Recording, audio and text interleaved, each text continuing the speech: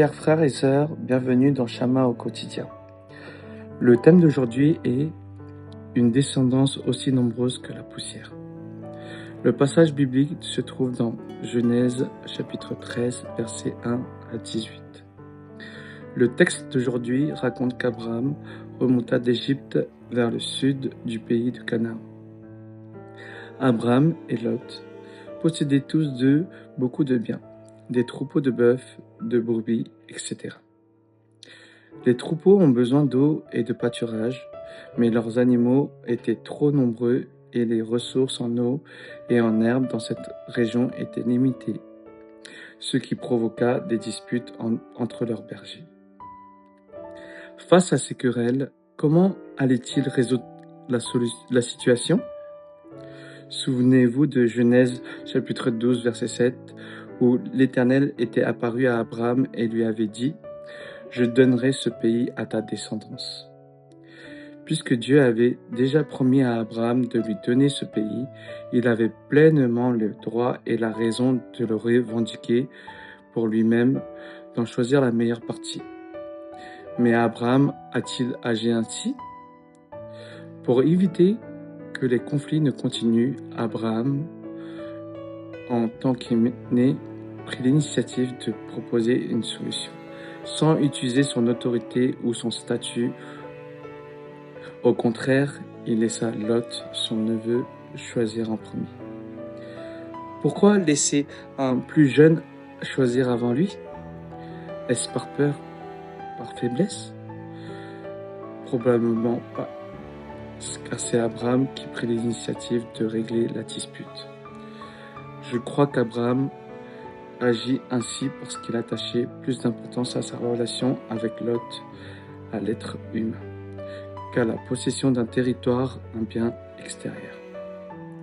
Abraham avait 75 ans, n'avait pas encore d'enfant et Lot était son neveu, un membre très proche de sa famille. Comme un parent qui laisse le meilleur à ses enfants, c'est compréhensible. Mais je crois qu'il y avait une raison encore plus importante. Abraham se confiait en Dieu, non dans la terre. Ainsi, quel que soit le terrain qu'il recevrait à la fin, il savait qu'il pouvait continuer à faire confiance à Dieu. Dans Genèse chapitre 13, versets 10 à 11, nous dit que Lot, ayant le choix en premier, choisit selon la vue humaine, il prit la meilleure région pour lui-même, laissant les endroits moins bons à Abraham. Lot choisit la plaine du Jourdain, près de la mer Morte, une vaste région verdoyante et fertile. Abraham, quant à lui, reçut la région montagneuse d'Hébron, un pays rocheux et plus aride. Aux yeux des hommes, Lot avait choisi la meilleure part. Mais cette région fertile était aussi très proche de Sodome, ville décrite comme extrêmement corrompue. Aujourd'hui encore, nous avons parfois beaucoup de ressources, argent, influence, moyens matériels. Mais plus nous possédons, plus les conflits peuvent augmenter entre responsables, entre équipes, entre familles. Qui acceptera de céder ? Et si cela se produit dans l'Église, comment réagirons-nous ? Serons-nous comme Lot, choisissant ce qui paraît le meilleur à nos yeux ? En tant que chrétiens, est-ce cela que nous devons viser ? Genèse chapitre 13, versets 14 à 15 dit « Après que Lot se fut séparé de lui, l'Éternel dit à Abraham, « Lève les yeux et regarde du lieu où tu es vers le nord, le sud, l'est et l'ouest, car tout le pays que tu vois, je te le donnerai à toi et ta descendance pour toujours. » Même si la portion laissée à Abraham semblait être ce qui restait, en réalité c'est Dieu qui la lui donnait. Et cette précieuse promesse fut donnée après qu'Abraham eut choisi de renoncer à son droit et de montrer sa confiance en Dieu. Lot avait choisi un endroit fertile, un jardin bien arrosé. Dieu donna à Abraham l'ensemble du territoire, large, vaste, mais qui ressemblait parfois à un désert poussiéreux. Et c'est justement dans cette poussière que Dieu transforma le sol en bénédiction en disant « Je rendrai ta descendance aussi nombreuse que la poussière de la terre ».